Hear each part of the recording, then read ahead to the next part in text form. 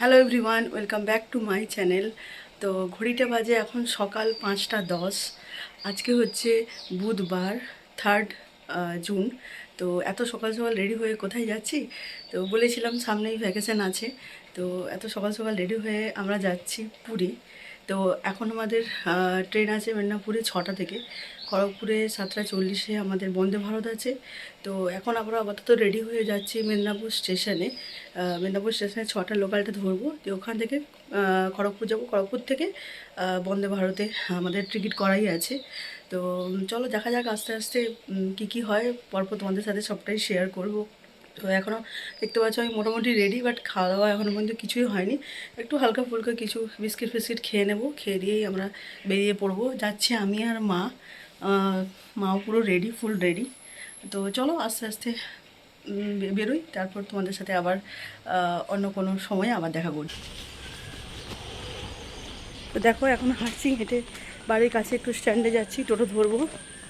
মা আছে আগে, আমি পেছনে হাঁপাচ্ছি। পেছনে দেখতে পাচ্ছ লাগেজ ব্যাগ, সাইডে একটা ব্যাগ আছে। মা আছে সামনে, চলো দেখিয়ে দিই। এখানে আমি বলেছিলাম আমার বাড়ি থেকে আমি আর মা যাচ্ছি, আরও দুজন আমাদের সাথে যাচ্ছে। তাদের পরিচয় এখনই আমি তোমাদের দিচ্ছি না। দুজনেই বলতে পারো মা বাবা স্থানীয় দুজন যাচ্ছেন। ওই যে উনাকে দেখছেন, উনি হ্যালো বলছেন, তো উনিও যাচ্ছেন আমাদের সাথে। আর দেখো মা বসে বসে গল্প শুরু করে দিয়েছে ওনার সাথে। বুঝতেই পারছো ট্রেনে উঠলে এটাই তো একটা মজার জিনিস, গল্প করব একসাথে, খাওয়া দাওয়া করব, যাব। এর থেকে মজার কিছু আর কিছুই হয় না, বিশেষ করে এরকম ট্রাভেলের ক্ষেত্রে। আর দেখো গরম লাগছে বলে আমি চুলটাকে কেমনভাবে তুলে নিয়েছি। তো আমরা এখন চলে এসেছি, আমি এখন চলে এসেছি খড়গপুরে। ট্রেন এখন আসতে অনেকটাই লেট, এখন বাজে 7টা 5। তো ট্রেন আসতে আসতে যদিও শোনা যাচ্ছে না, কেন বুঝতে পারছো একটা মিউজিক হচ্ছে, অ্যানাউন্সমেন্ট হচ্ছে। তো ট্রেন দেখাচ্ছে এখন বন্দে ভারত 7টা 50। হাওড়া থেকে যদিও ছেড়ে দিয়েছে, তো দেখা যাক কখন আসে। তখন আমরা এখানে ওয়েট করছি, সবাই মিলে গল্প করছি, খাওয়া দাওয়া করছি, এই আর কি। চলো যখন আবার বন্ধ ভারত আসবো তোমাদের সাথে আবার দেখা করছি।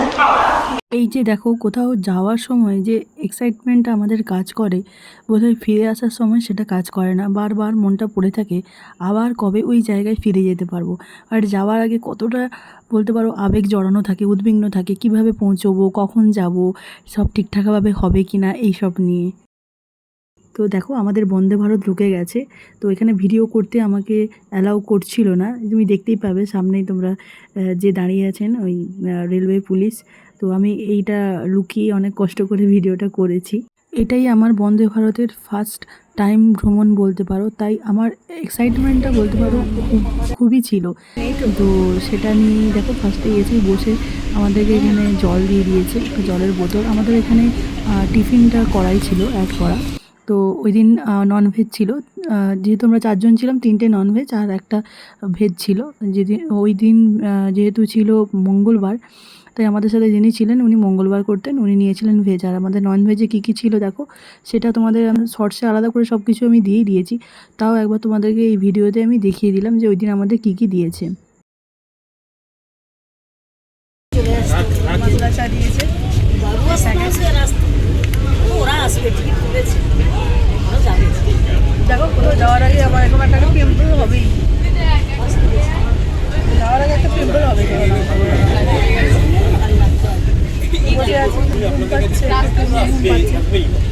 এখন বাজে ঘড়িতে 8টা 55। এখনো চা পাইনি, ব্রেকফাস্ট হয়ে গেছে। চাটা কখন আছে দেখা যাক।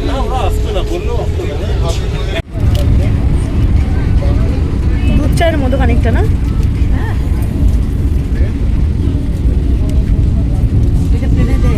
পেয়ে গেছি মশলা চা, মিক্স করলাম আর খাচ্ছি মশলা চা। খেয়ে নিই কেমন টেস্ট দেখি।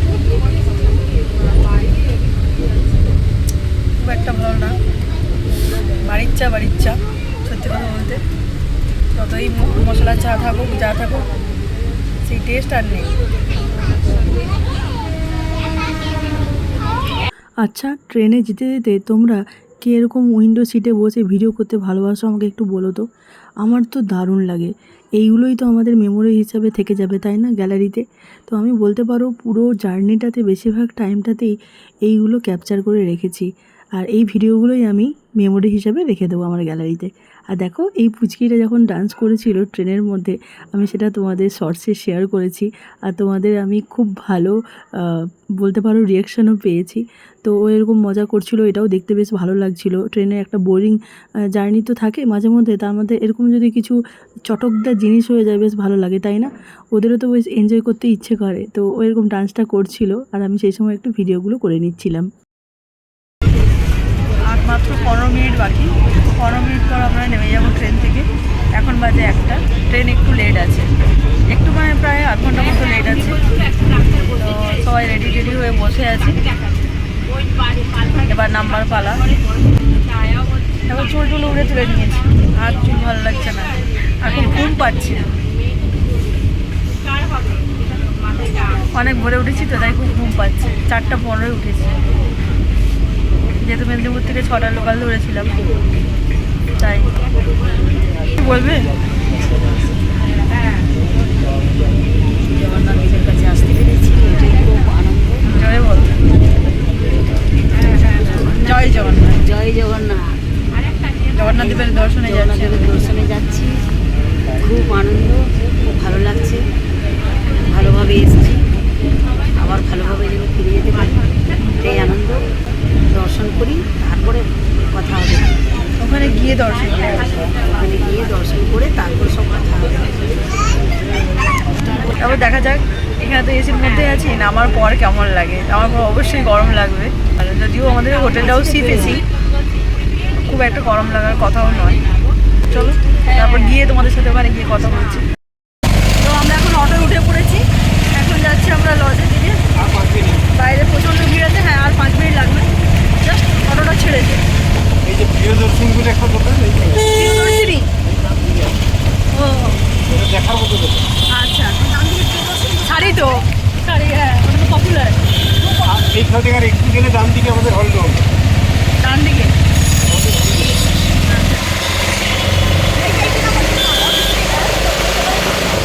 প্রিয় হ্যাঁ, ওর প্রিয় দোকান।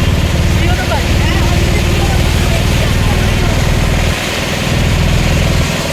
ওই যে লাল টালি করা যে। আচ্ছা, পুরীতে গিয়ে তোমরা কি কেউ একটা জিনিস খেয়াল করে দেখেছো? এখানে যে ওয়াল আর্টগুলো করা আছে রোড সাইডে, আমার এত ভালো লেগেছে। বাট আমাদের তো ওয়েস্ট বেঙ্গলের মধ্যে, বিশেষ করে আমরা মেদিনীপুরে থাকি, এখানে তো এরকম থাকেই না বলতে পারো। আর রোডগুলো এতটা ক্লিন কি করে, আমি সেটাই অবাক হয়ে যাই। আর আমাদের এখানে রোডগুলো সত্যি কোনো ক্লিন তো নেই। এই জন্যই বোধহয় উড়িষ্যাটা প্রভু আছে বলেই একটা ধাম হিসাবে পরিচিত হয়েছে। আমাদের ওয়েস্ট বেঙ্গলে বা মেদিনীপুরে তো আর সেই ধাম হিসাবে আমরা বলতে পারি না। এখানেও অনেক দেবতা হয়তো আছেন বিরাজমান, বাট এতটা সুন্দর পরিবেশ বোধহয় ওখানেই সম্ভব।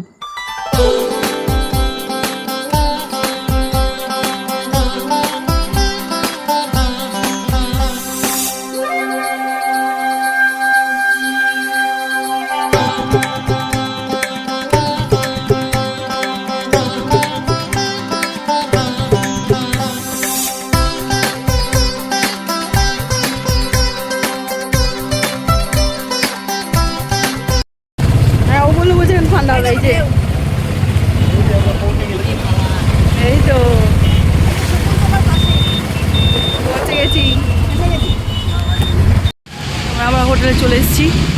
হোটেল বালানন্দ তীর্থাশ্রম। তো হোটেল ভিউটা আমি তোমাদের পরেই দেবো। এই দেখো আমাদের একদম হোটেলের গেট, আর একদম সি ভিউ দেখতে পাচ্ছ। এর থেকে শান্তি বোধহয় আর কিছু হয় না। উফ, একদম না যেতে পারলেও এখান থেকে বসে বসেই আমরা ভিউটা এনজয় করব।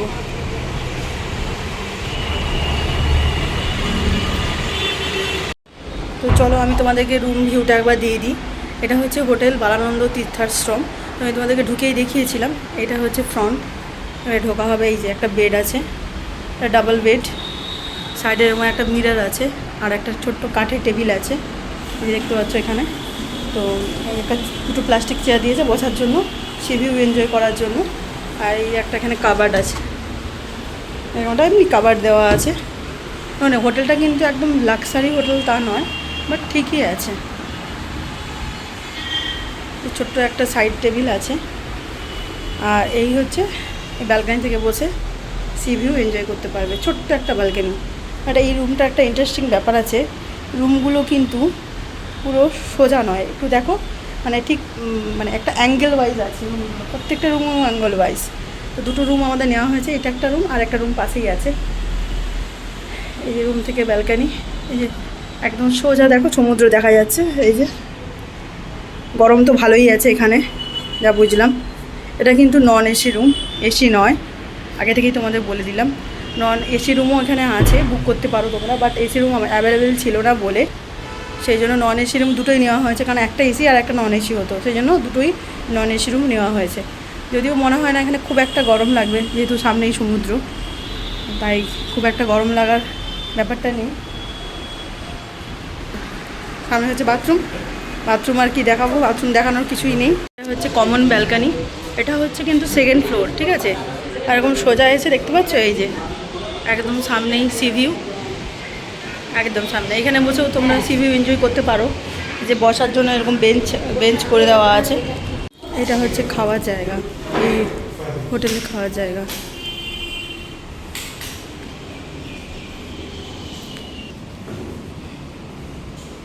তো এখানে দেখো আজকে ভেজ নেওয়া হয়েছে, বাঁধাকপির তরকারি, হ্যাঁ এটা একটা বড়ার তরকারি, আলু ভাজা, এটা হচ্ছে চাটনি আর একটা ডাল। আমাদের নেওয়া হয়েছে ভেজ থালি।